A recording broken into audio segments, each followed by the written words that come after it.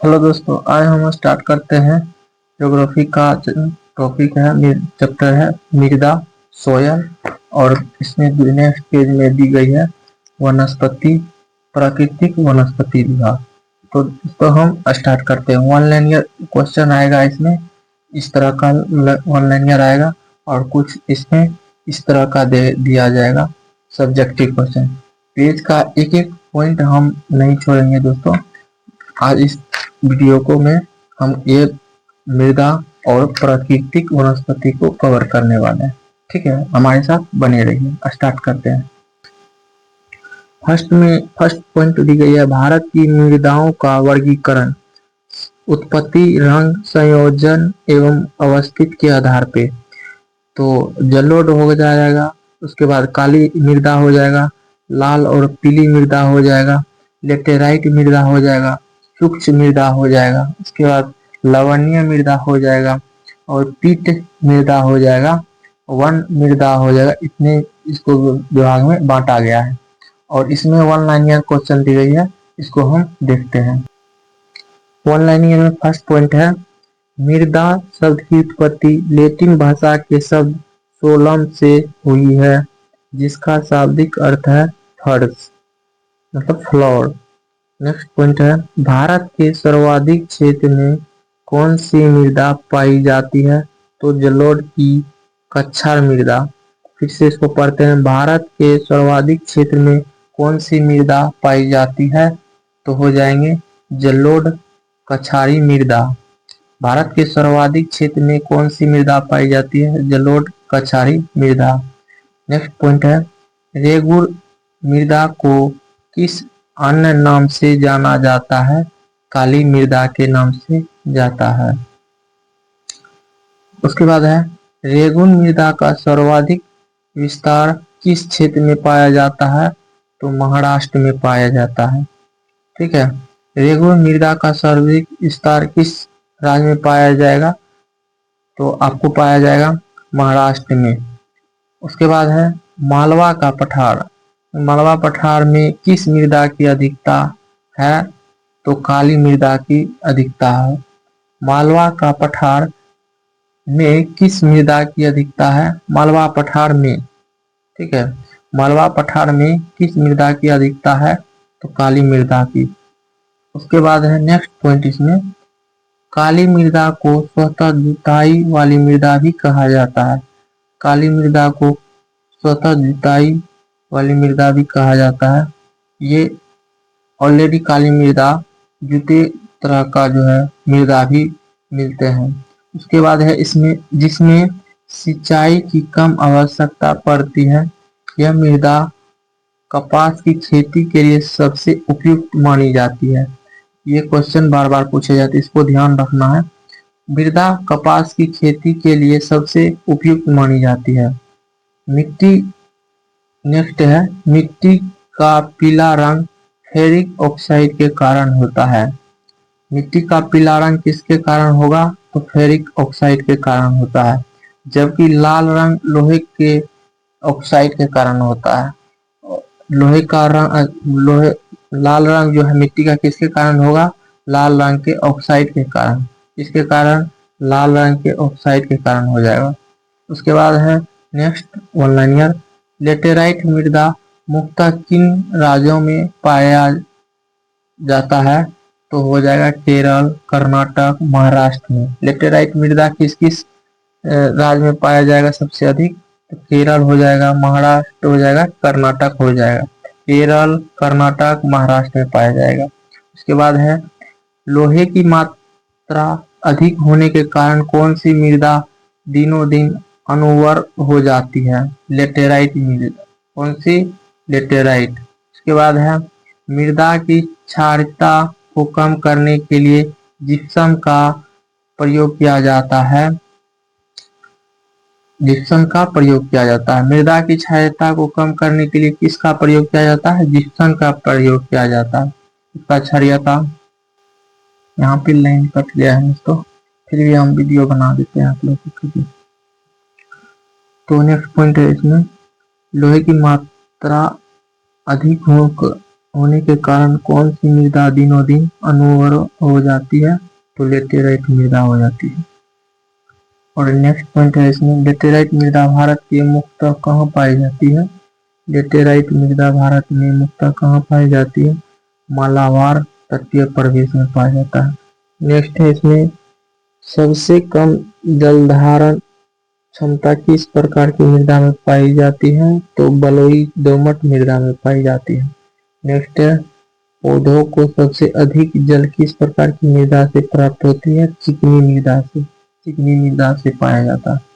और नेक्स्ट दी गई है इसमें, मृदा मृदा की उर्वरता बढ़ाने के लिए कौन सी फसलें उगाई जाती हैं? तो दलहनी फसलें उगाई जाती हैं, दलहनी फसलें उगाई जाती हैं। और इस साइड का सब ऑनलाइन ईयर क्वेश्चन है, चंबल घाटी निर्माण किस भौगोलिक प्रक्रिया से हुआ है? और नालिका अपरदन से।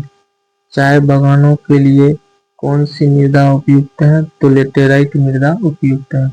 नेक्स्ट है, दोमट मृदा में कौन से कण पाए जाते हैं? गाद, मृत्तिका व रेत।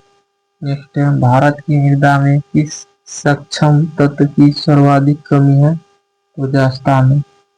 नेक्स्ट दी गई है, गंगा के मैदान की पुरानी जलोढ़ मृदा कहलाती है बंगाल। क्या कहलाती है? बंगाल। गंगा के मैदान की पुरानी जलोढ़ मृदा क्या कहलाती है? तो बंगाल कहलाती है। नेक्स्ट है, अम्लीय मृदा की कृषि योग्य बनाने हेतु किस खनिज का प्रयोग किया जाता है? लाइम व चूना। नेक्स्ट दी गई है, भारत में सर्वाधिक क्षारीय मृदा किस राज्य में पाई जाती है? तो उत्तर प्रदेश में अधिक पाई जाती है। लवणीय मृदा में नाइट्रोजन व चूने की अल्पता पाई जाती है। तो लवणीय मृदा में नाइट्रोजन व चूने की अल्पता पाई जाती है। नेक्स्ट दी गई है, जे मृदा का रंग नीला क्यों होता है? तो अम्लीय व फेरस आयरन के कारण होता है। नेक्स्ट दी गई है, पश्चिमी राजस्थान की मृदा में किस खनिज की अधिकता पाई जाती है? कैल्शियम की अधिकता पाई जाती है। नेक्स्ट दी गई है इसमें, मरुस्थलीय मृदा में किस पोषक तत्व का अभाव पाया जाता है? तो नाइट्रोजन का अभाव पाया जाता है। इसके बाद दी गई है, मृदा अपरदन को किस प्रकार रोका जा सकता है? तो वनारोपण द्वारा रोका जा सकता है। और एक टॉपिक है इसमें, पीएच मान के अनुसार मृदा की प्रकृति, पीएच मान के अनुसार मृदा की प्रकृति, इसमें क्रमांक दी गई है और पीएच मान दी गई है, मिट्टी की प्रकृति दी गई है। इसमें हम आपको एक एक पॉइंट करवा देंगे, ठीक है। पीएच मान 1 से 6 तक किसका रहता है? मिट्टी की प्रकृति। अम्लीय मिट्टी में 7, पीएच मान 7 उदासीन मिट्टी हो जाएगा। के बाद 8 से 14, 8 से 14 में क्षारीय मिट्टी हो जाएगा, ठीक है। अब इसका लास्ट पॉइंट एक दी गई है, इसको हम देखते हैं।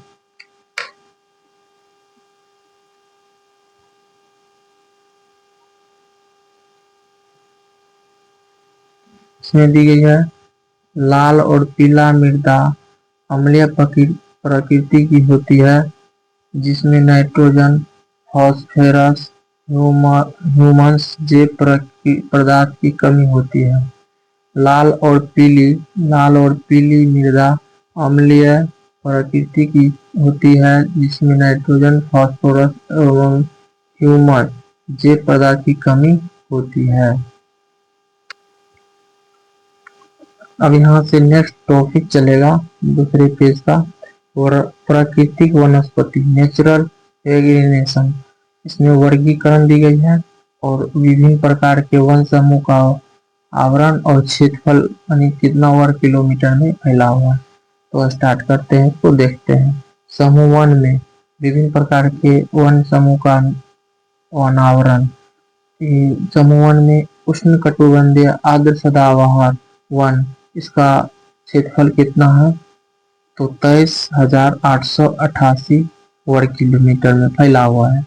समूह 2 में वर्गीकरण 2, इसके बाद इसका है उष्ण कटिबंधीय आर्द्र सदाबहार वन, ये कितना किलोमीटर फैला है? 63,886 किलोमीटर में फैला हुआ है। उसके बाद समूह थ्री, वर्गीकरण में समूह थ्री, इसका उष्णकटिबंधीय नाम वर्णपाती वन, ये 1,33,187 वर्ग किलोमीटर तक इसका फैला हुआ है। तो समूह फोर, समूह तटीय एवं दलदली वन, 5,611 किलोमीटर तक क्षेत्रफल में फैला हुआ है। उसके बाद है समूह फोर, ये हो जाएगा उष्णकटिबंधीय शुष्क पर्णपाती वन, ये 2,80,580 वर्ग किलोमीटर तक फैला हुआ है। समूह सी छह, उष्णकटिबंधीय कांटेदार वन, ये 13,755 वर्ग किलोमीटर तक फैला हुआ है। समूह सात, उष्णकटिबंधीय शुष्क सदाबहार वन, ये 801 किलोमीटर तक फैला हुआ है। समूह फोर, समूह एट है उष्णकटिबंधीय चौड़ी पर्वतयुक्त पर्वतीय वन, ये 31,017 किलोमीटर तक फैली हुई है। समूह नाइन में उष्णकटिबंधीय कौनधारी वन, ये 18,108 किलोमीटर तक फैला हुआ। समूह टेन, उष्णकटिबंधीय शुष्क सदाबहार वन, ये 138 किलोमीटर तक फैला हुआ है। 11, समूह 11, मार्टेन आर्द्र समशीतोष्णकन वन, ये 19,445 किलोमीटर तक वन क्षेत्रफल फैला हुआ है। समूह 12, हिमालय शीतोष्ण वन, ये 29,815 वर्ग किलोमीटर तक फैला हुआ। समूह 13, हिमालय शुष्क शीतोष्ण वन, ये 4,487 किलोमीटर तक फैला हुआ है। और ये 15वां में है नम अल्पाइन झाड़ी, ये वन 534 वर्ग किलोमीटर तक फैला हुआ है। समूह 16, शुष्क अल्पाइन एवं झाड़ी वन, ये 2,082 किलोमीटर तक फैला हुआ है। उसके बाद वन लाइनियर क्वेश्चन को देखते हैं। वन लाइनियर क्वेश्चन में है फर्स्ट टॉपिक इसमें, भारत में सर्वाधिक वृहद क्षेत्र में किस प्रकार के वन पाए जाते हैं? तो उष्णकटिबंधीय शुष्क पर्णपाती वन पाए जाते हैं। नेक्स्ट पॉइंट है इसमें, उष्णकटिबंधीय सदाबहार वन क्षेत्र में औसत वर्षा कितनी होती है? तो 200 किलोमीटर से अधिक होती है। उसके बाद है भारतीय वनस्पति सर्वेक्षण के संस्थापक और जॉर्ज किंग थे तथा इसकी स्थापना 13 फरवरी 1890 को हुई थी। बोल रहे हैं तो भारतीय वनस्पति सर्वेक्षण BSI के संस्थापक सर जॉर्ज किंग थे तथा इसकी स्थापना 13 फरवरी 1890 को हुई थी। भारत में सिंकोना वृक्ष कहाँ पाया जाता है? तो दार्जिलिंग में पाया जाएगा।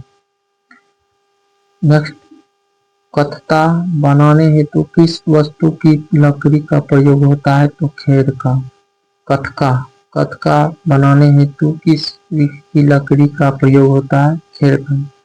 सामाजिक वानिकी में प्रयुक्त बहुउद्देशीय वृक्ष का उदाहरण है खेजड़ी हो जाएगा। नेक्स्ट, भारत में वन सर्वेक्षण अधिनियम किस वर्ष पारित किया गया? वर्ष 1980 में। भारत में वन संरक्षण अधिनियम किस वर्ष पारित किया गया? वर्ष 1980 में। नेक्स्ट देखते हैं, सागौन तथा साल के वृक्ष किस प्रकार के वनों में पाए जाते हैं? तो उष्णकटिबंधीय आर्द्र पर्णपाती वनों में। नेक्स्ट, पश्चिमी हिमालय की शीतोष्ण पेटी में देवदार वृक्ष की बहुल्य है। बांस की कौन सी प्रजाति छत्तीसगढ़ में सर्वाधिक पाई जाती है? तो लाठी बांस में। और इसका नेक्स्ट पॉइंट दिए हैं इसमें टॉपिक, यहाँ से हो जाएगा, लंबी जड़ों और नकुले कांटों अथवा फूलयुक्त झाड़ियों और लघु वृक्षों वाले वन सामान्य पाए जाते हैं राजस्थान में।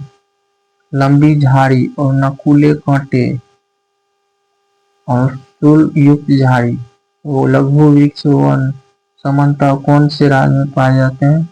तो राजस्थान में पाए जाते हैं। नेक्स्ट पॉइंट देखते हैं। संयुक्त राष्ट्र खाद्य एवं कृषि संगठन की नवीन रिपोर्ट के अनुसार वार्षिक स्तर पर वन क्षेत्र में सबसे ज्यादा वृक्ष में भारत को विश्व में कौन सा स्थान प्राप्त हुआ है? तो 8वां स्थान प्राप्त हुआ है। उसके बाद है भोजपुर।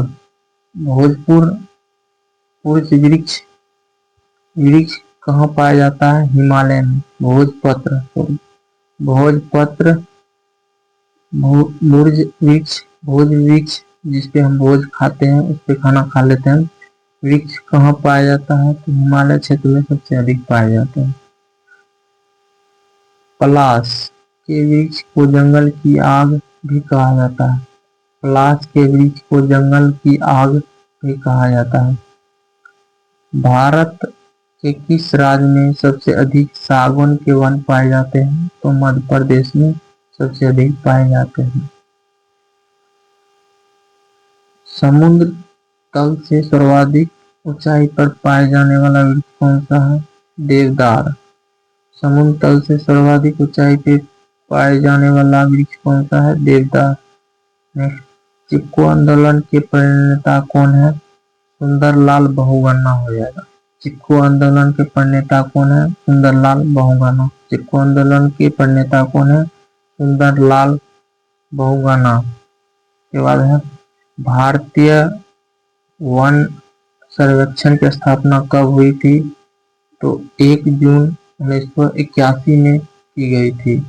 भारतीय वन सर्वेक्षण FSI की स्थापना कब हो जाएगा? 1 जून 1981। 1 जून 1981 में भारतीय वन सर्वेक्षण की स्थापना की गई थी। उसके बाद देखिए भारत में मैंग्रोव वनस्पति कितने क्षेत्र में विस्तृत है? भारत में मैंग्रोव वनस्पति कितने क्षेत्रफल में विस्तृत है? तो 4991.68 वर्ग किलोमीटर।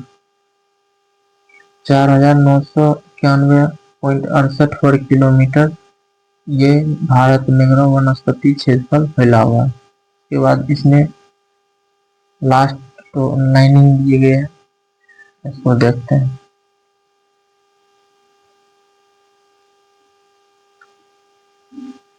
भारतीय वन इसमें हो जाएगा भारतीय वन प्रबंध संस्थान की स्थापना वर्ष 1982 में भोपाल में की गई थी।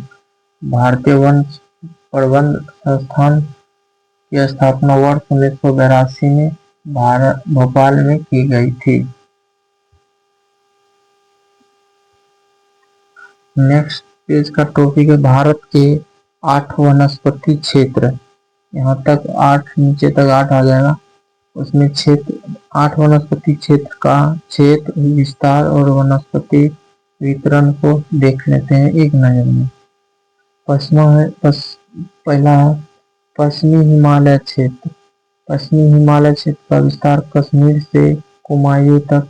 वनस्पति वितरण में शीतोष्ण कटिबंधीय भाग चीड़, देवदार, शंकुधारी वृक्ष, कोनीफर व चौड़ी पत्ती वाले शीतोष्ण वृक्ष हैं। इसमें दूसरा है अल्पाइन क्षेत्र।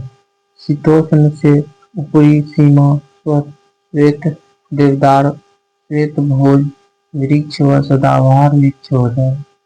दूसरा पूर्वी हिमालय क्षेत्र, इसमें सिक्किम से दार्जिलिंग विस्तार हो जाएगा। सिक्किम से दार्जिलिंग पूर्वी हिमालय क्षेत्र का सिक्किम से दार्जिलिंग।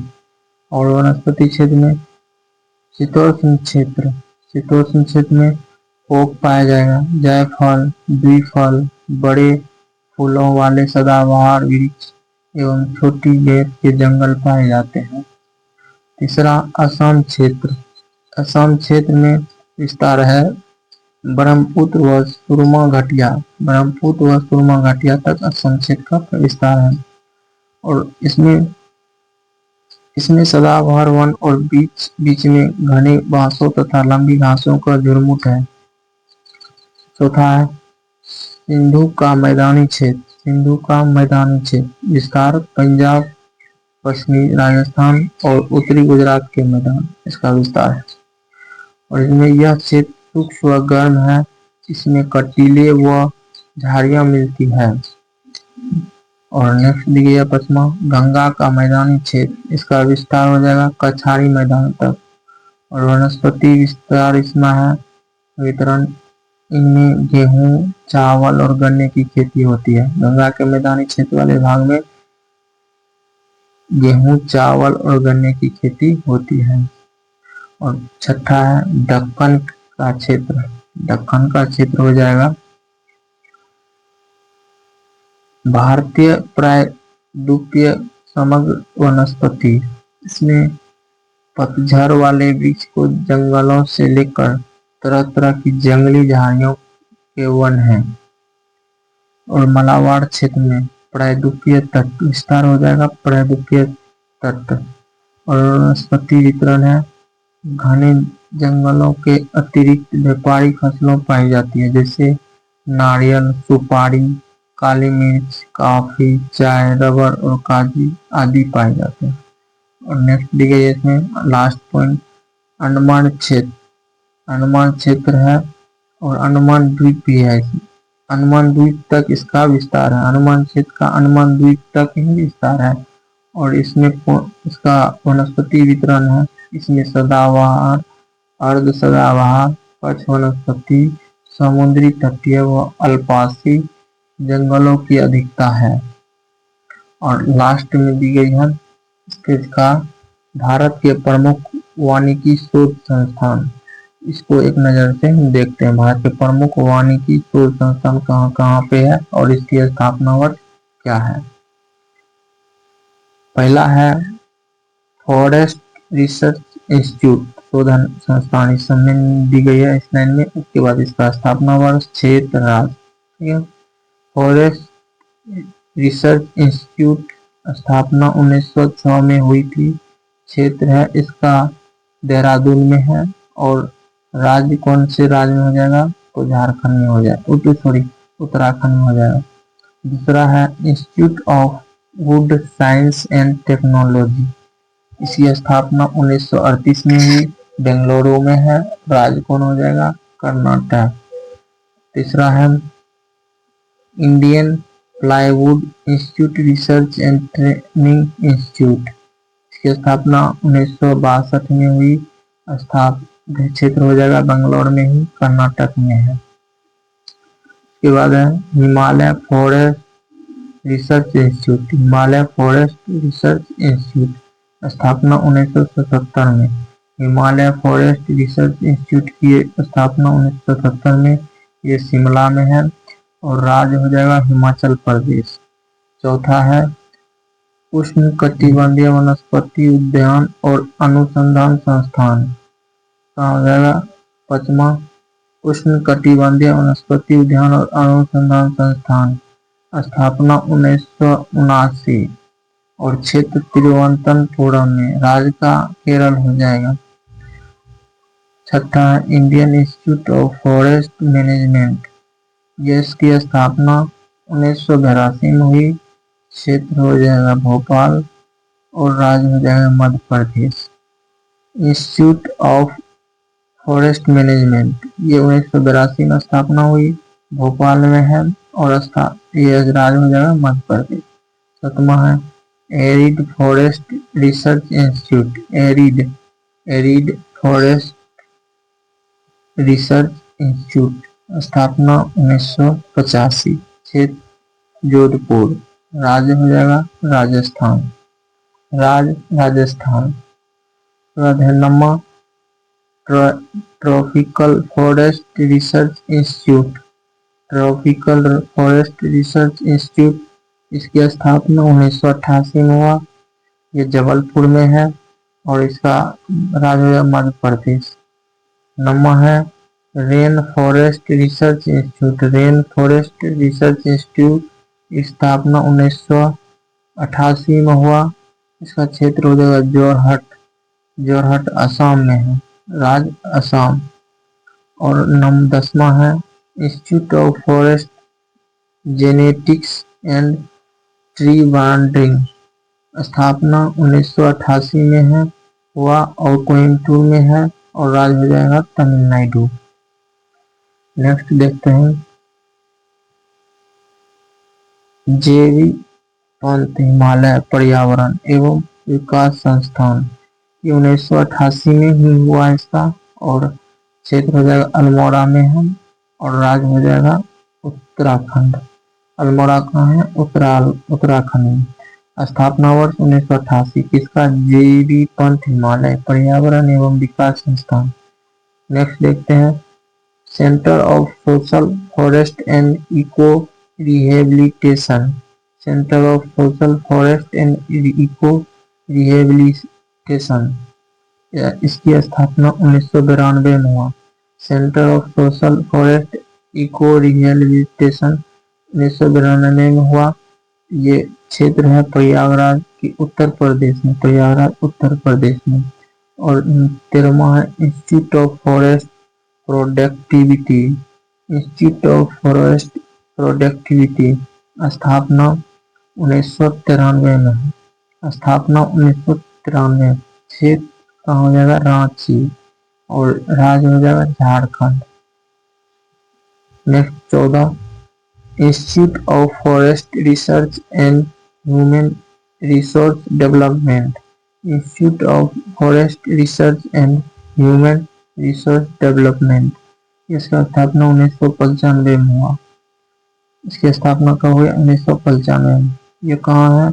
छिंदवाड़ा। छिंदवाड़ा मध्य प्रदेश के छिंदवाड़ा में है।